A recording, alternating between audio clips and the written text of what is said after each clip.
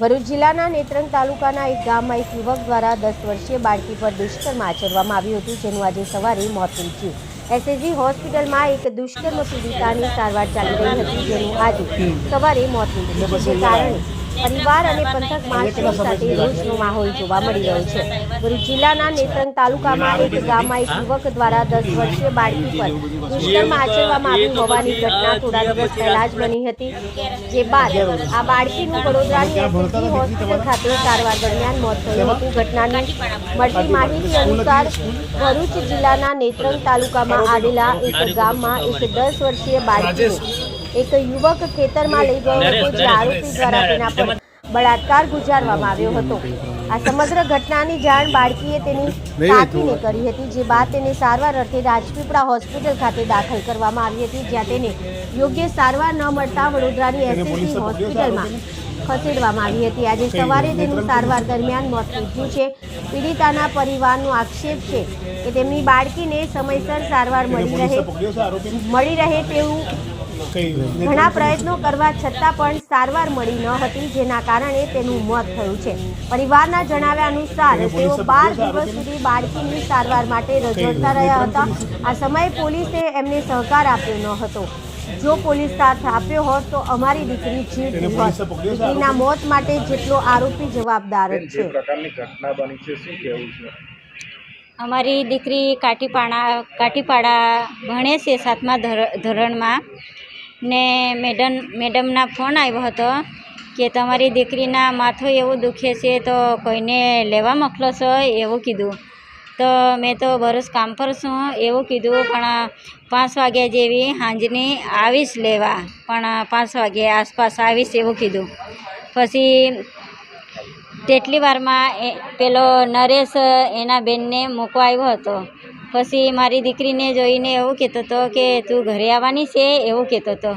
પછી મેં બી ઘરે જવાની જ છે, પણ અમારા ઘરના આવે તારે પણ આવવાના ખરા, પણ 5 વાગ્યા આસપાસ આવવાના છે એવું કીધું। પછી હા, નરેશ લઈ આવ્યો હતો। એટલે મેડમે જોડે બી વાત કરી હતી ને મારા દિયર જોડે બી વાત કરી હતી ને એ છોકરો બેસાડી આવવાના કહેતો હતો, એટલે એ છોકરા મારા દિયર પર ફોન ગયેલો હતો કે તમારી દીકરી મારા જોડે ઘરે આવવાની કે મેં બેસાડી આવું એવું કીધું। તો મારા દિયરે હા પાડ્યું ને મારા દિયરે મને બી પૂછ્યો હતો કે આપણા ગામનો જ છોકરો છે તો બેસાડી આવે છે ઘરે એવું કીધું। તો મેં બી હારો એવું કીધું। પછી મેડમે બી બેસાડી આપ્યો।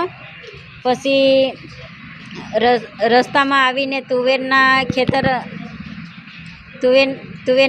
હતો, તેમાં ગાડી ઊભી રાખીને લઈ ગયો હતો। જબરજસ્તી છાતી પર હાથ મૂકીને કપડાં આખા બધા કાઢીને જબરજસ્તી બહુ જ રડતી હતી, તે બી જબરજસ્તી કર્યું। પછી કપડાં જલ્દી પહેરી લે બેખી તને અહીંયા જ મારીને ફેંકી દેશે એવો ધમકી આપતો હતો। પછી ગાડી પર બેસાડીને પાછો ઘરે લાવતો હતો તારે એવું ધમકી આપતો હતો કે હમણાં આપણા જે તારા જોડે જબરજસ્તી મેં કર્યું એ કોઈને કહેતી ના બેખી તને મારી નાખીશ એવો ધમકી આપી હતી।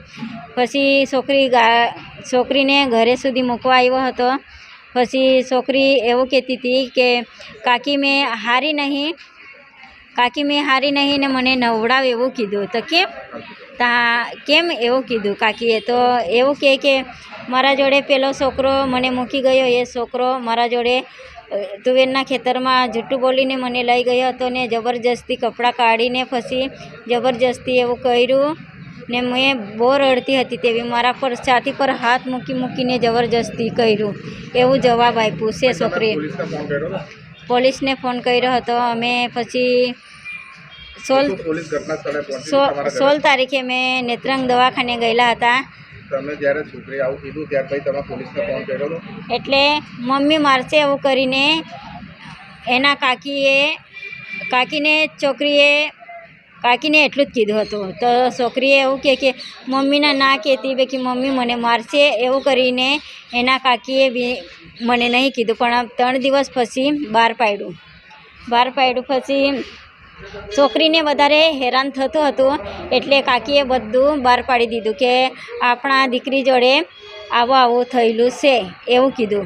એટલે પછી અમે 16 તારીખે દવાખાને લઈ આવ્યા હતા, નેત્રંગ દવાખાને લઈ આવ્યા હતા. પછી બીજા દિવસે રજા આપી દીધા હતા. પોલીસને તમે ક્યારે જાણ કરી હતી? 16 તારીખે અમે ગયેલા હતા, પણ કેસ નહીં લીધા. કેમ ના લીધો પોલીસ નહીં, કશું નહીં લીધા. કોણ હતું ફરજ પર? ના, નેત્રંગ બી સારવાર નહીં કરી ને 17 તારીખે પાછા અમે તમે પોલીસને જણાવ્યું કે આવી આવી ઘટના થઈ તો પોલીસ દ્વારા કોઈ કાર્યવાહી કરવામાં બધું કીધું, પણ કશું કીધું કર્યું નહીં. માંગ શું છે તમારી? એ છોકરાને ફાંસી આપવાના છે. તો પોલીસ દ્વારા પૈસા આપવાની વાત કરવામાં આવી હતી. એ એવું કહેતા હતા કે 2 લાખ આપશું ને સમાધાન કરી નાખો, એવું કહેતા હતા. આ જે વાતો આરોપી છે શું કરે છે શું? એ કામ ધંધો કરે છે એવું લાગે, તમારા ગામમાં જ રહે છે? ગામમાં જ લાગે. એટલે આ બાજુ કસુંબા બાજુ કે સુરત બાજુ કશે કામ પર રહેતો છે એવું લાગે.